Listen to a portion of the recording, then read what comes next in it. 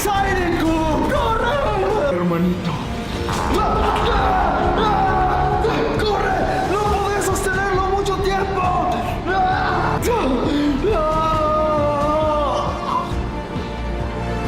Alright everyone, we need to have a serious talk about something that's eating away at the heart of Roblox.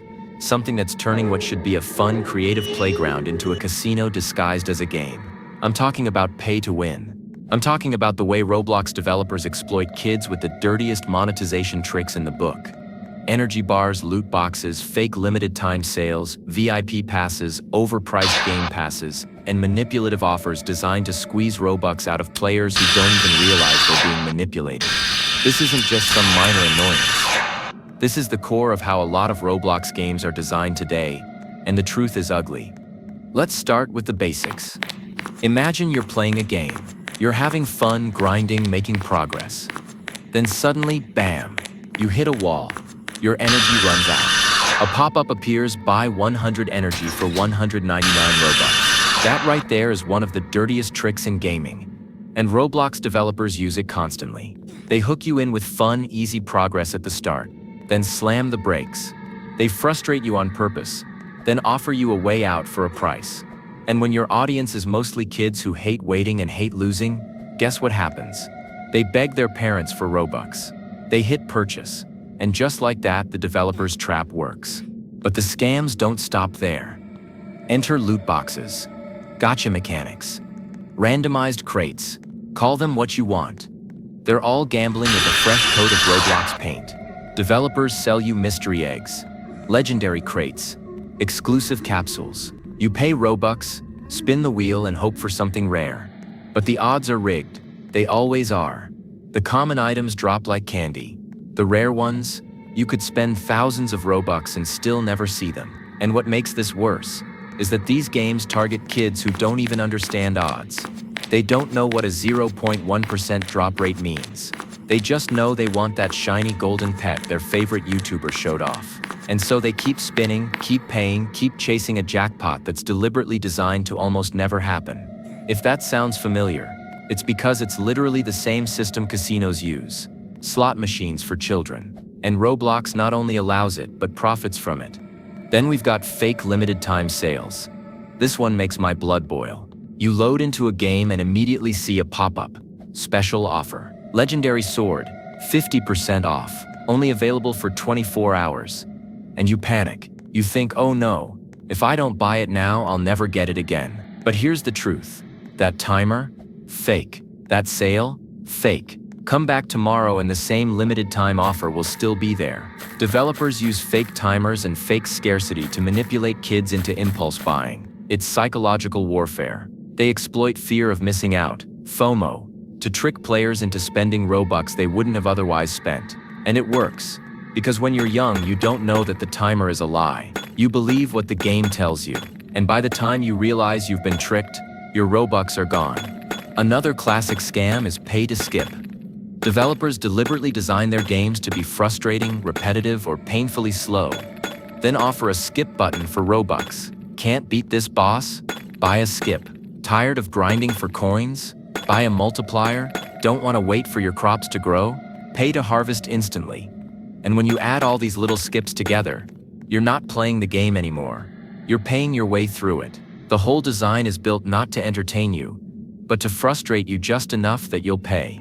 That's not creativity. That's exploitation. And then we get to VIP passes and game passes. Now some game passes are fair.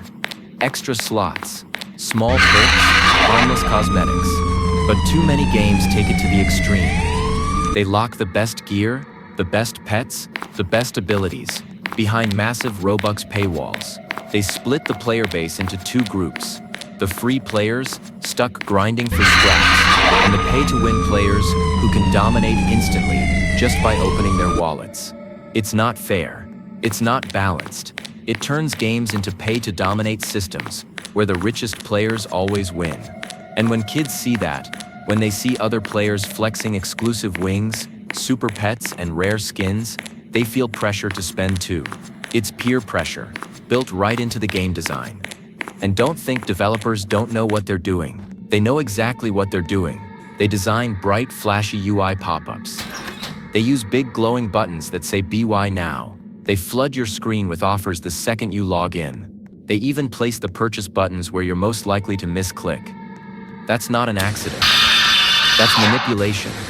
And it's even worse because kids don't have the impulse control to resist. They're vulnerable. They're the perfect target. What makes this whole system even more toxic is how it ties into YouTube and influencers. Big Roblox YouTubers will show off rare pets, exclusive items, or overpowered gear that they got by spending thousands of Robux. And kids watching think, if I just spend 2, I can be like them. It's an endless cycle of flexing and spending. And developers fuel it because it makes them rich.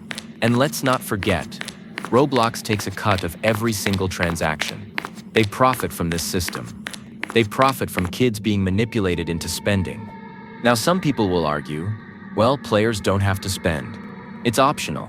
And technically, yes, that's true. But let's be honest, the games are deliberately designed so that if you don't spend, you're stuck in a grind so slow and painful it feels unplayable.